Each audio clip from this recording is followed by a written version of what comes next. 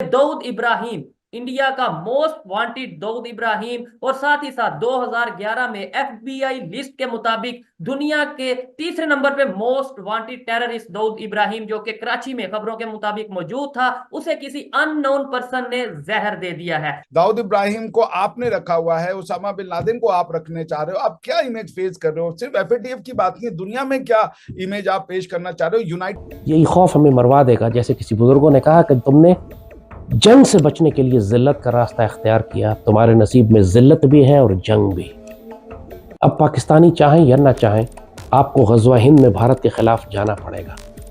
भारत आने वाला है, मोदी आने वाला है, वो हलाकू खान बनकर आएगा। बहुत बुरी तरह सफाई होगी यहाँ पर। उस दाऊद को जहर दिया गया, ऐसी खबर है। साथ में ये खबर भी है कि दाऊद बेहोश मिला अपने घर पे, और दाऊद को इस समय कराची के किसी हॉस्पिटल में रखा गया, ये खबर है। हम पाकिस्तानियों के पास ये उज़ुर नहीं है कि हमारे पास हथियार नहीं है, मईशत कमजोर है, हमारे पास ताकत नहीं है, हम भारत से कैसे मुकाबला करेंगे।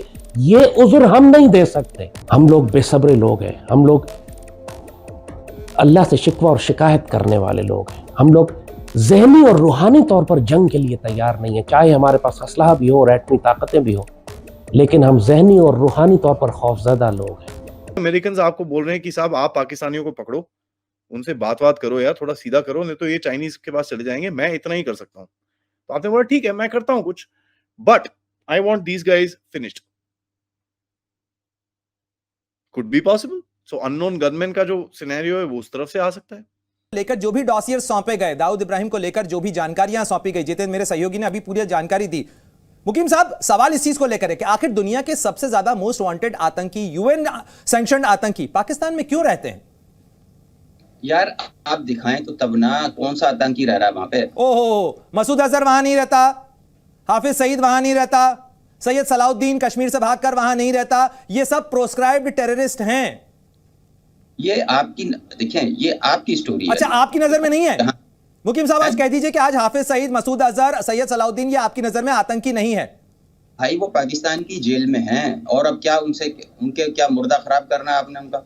दोस्तों आप सबको तो कल से ये न्यूज मिल गया होगा कि दाऊद इब्राहिम को जहर दिया गया है और शायद कराची अस्पताल में उसकी मौत भी हो चुकी है। हालांकि मौत की खबर अब तक कंफर्म नहीं है। लोग मान रहे हैं कि हाँ जहर तो जरूर दिया गया है, और अगर हम मान लेते हैं कि अननोन लोगों ने जहर दिया है, जैसे साजिद मीर को जेल के अंदर दिया गया था, तो फिर ये जहर काम करने में टाइम लगेगा, तुरंत उसका मौत तो नहीं होगा। 5-6 दिन या 7-8 दिन के अंदर वो उसका काम तमाम हो जाएगा।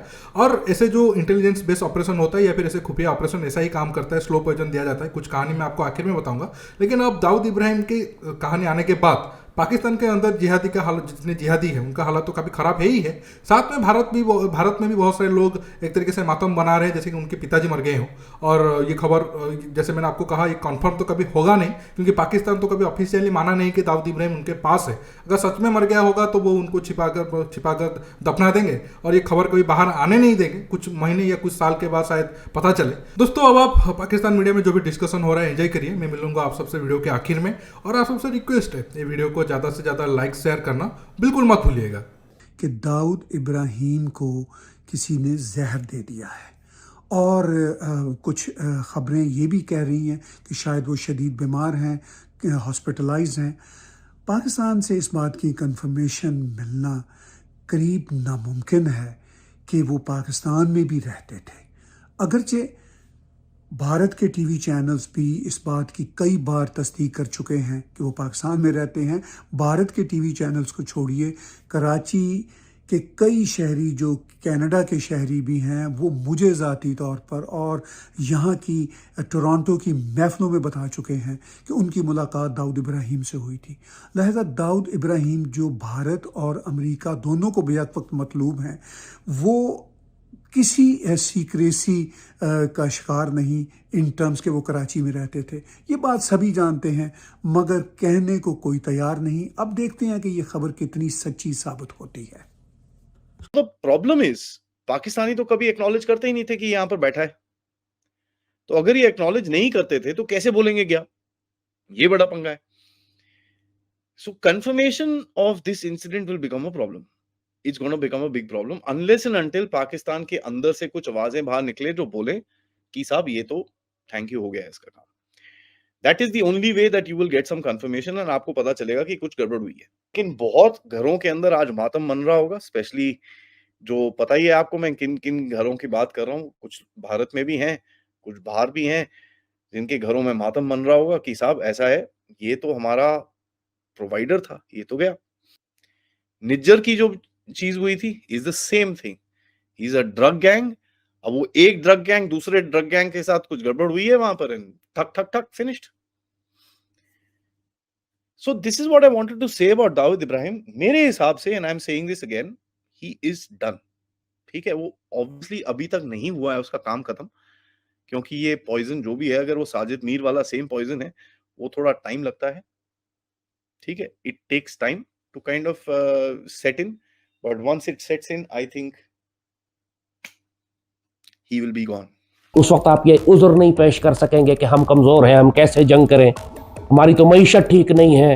दुश्मन ने ये नहीं देखेगा, ये फैसला वो करेगा कि उसने कब दाखिल होना है, और आपको ये अल्लाह फैसला करेगा कि आपको कितना अजाब देना है। मगर पाकिस्तानी कौम चाहे या ना चाहे, जंग करना चाहे या ना चाहे, आपको लड़ना तो पड़ेगा, और इसी का नाम ग़ज़वा हिंद है। बेहतर है तैयारी कर लें, बहुत सख्त सज़ा आने वाली है आपके ऊपर। दूसरी चीज, ये खबर कंफर्मेशन, पाकिस्तान तो इसकी कोई कंफर्मेशन करने वाला नहीं। पाकिस्तान ये भी कोशिश करेगा कि ये खबर सामने ना आए, राइट। हमने देखा है हाल में कि इंडिया के दुश्मन बहुत सारे पाकिस्तान में मारे गए, ठीक है, और पाकिस्तान ने भी उतना वोसिफेरसली या इतना इतना एलोक्वेंटली या इतना, क्या बोलूं हिंदी में, इतना चीख चिल्ला के उस पर नहीं बोला है, ठीक है। तो कहीं हमें दिखता है कि कुछ दाल में काला है। तो ये जो खबर है, ये बहुत, जैसे बोलते हैं कि सोर्सेस से आई है, और अब हर जगह ये खबर फैल चुकी है। ये इससे पहले जो हमने देखा था, वो हमने ये देखा था कि पाकिस्तान में अननोन गनमैन इंडिया के दुश्मनों को मार रहे थे। वो अननोन गनमैन कौन है, किसी के पास इंफॉर्मेशन नहीं है उसकी। साथ में एक जो मास्टरमाइंड जो था मुंबई अटैक का, साजिद मीर, उसको जहर दे दिया गया था जेल के अंदर, वो भी मर गया। पाकिस्तान ने इनिशियली डिनाई किया था, बाद में उसकी खबर कंफर्म हुई। पाकिस्तान ने कंफर्म की नहीं की वो भी डोंट नो, लेकिन ये खबर कंफर्म हो गई कि ये वो मार गया।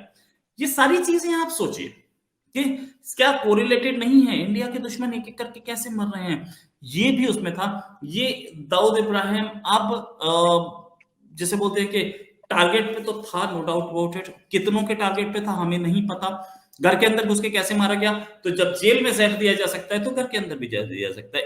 इसमें किसका हाथ है किसका नहीं है, इसमें बहुत क्लैरिटी नहीं है। देखिए, दाऊद इब्राहिम जितना पाप किया था, उसे उतना आसानी मौत तो नहीं मिलना चाहिए था। मेरे हिसाब से उसे बेड पे शायद कुछ साल मतलब पढ़ के मरना चाहिए था, तकलीफ वाला मौत उसको मिलना चाहिए था, क्योंकि इतने सारे मासूम लोगों की जान जिस बंदे ने लिया हो, उसको उतना आसानी मौत कभी मिलना नहीं चाहिए। हालांकि ऊपर जाने के बाद उसका तो फैसला जरूर होगा।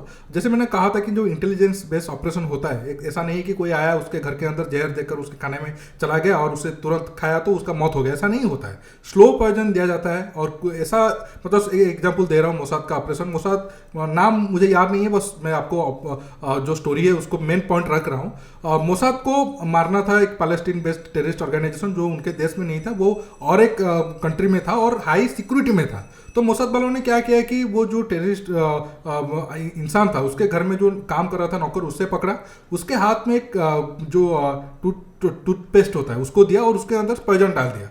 और उस बंदे ने जब रोजाना ब्रश करता था तो पॉइजन उसका स्लोली उसका बॉडी में गया और पता नहीं चला। मतलब 1 महीने के बाद उसका बॉडी तुरंत खराब हुआ, और जब वो हॉस्पिटल में गया पता नहीं चला कि उसे क्या हुआ है, और कुछ दिनों के बाद उसका तुरंत मौत हो गया। बाद में उसके बॉडी को जब बाहर यूरोपियन कंट्री भेजा गया तो पता चला कि नहीं, उसके बॉडी में पॉइजन मिला, और वो पॉइजन टूथपेस्ट में था, और स्लो में उसका बॉडी में जाकर उसका मौत हो गया। तो अगर दाऊद इब्राहिम केस ले लो या फिर साजिद मीर वाला केस ले लो, उनको ऐसे ही इस तरीके का कुछ मतलब पॉइजन देकर मारा गया होगा। अगर मान लेते हैं ये थ्योरी सच है, तो ऐसा नहीं है कि तुरंत झटके में आप अगर एक दिन में उसके खाने में कुछ पॉइजन मिला दिया तो वो उसका मौत हो गया। लेकिन जो भी हो, हाफिज सईद हो या फिर अब बाकी जितने भी आतंकवादी, मौलाना मसूद अजहर हो, जो पाकिस्तान के अंदर घुस रहे हैं, उनका भी ज़्यादा दिन तो वो जिंदा नहीं बचने वाले, उनका भी टाइम आएगा।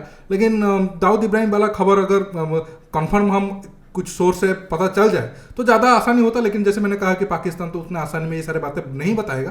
लेकिन भारत, चाहे ये कहानी खुलकर सामने आए या ना आए, भारत अपने दुश्मनों को ख़त्म कर रहे हैं। जो लोग इन लोगों को पनाह दे रहे हैं उन लोगों को पता होगा कि भारत का ताकत अब कितना बढ़ चुका है। इसी वजह से असीम मुनीर 3-4 दिन तक अमेरिका में जाकर भारत के खिलाफ साजिश तो रच रहे थे, उनको ज़्यादा कुछ फायदा हुआ नहीं। उसके ऊपर मैं नेक्स्ट एक वीडियो ला रहा हूँ। आप इस टॉपिक पर जो भी राय रखना चाहते हो नीचे कमेंट बॉक्स में कमेंट करके बताइए, और ये वीडियो को ज़्यादा से ज़्यादा लाइक शेयर करना बिल्कुल मत भूलिए। दोस्तों रुकता हूँ, बहुत जल्द और एक न्यू टॉपिक के साथ मिलूंगा। नमस्कार, जय हिंद।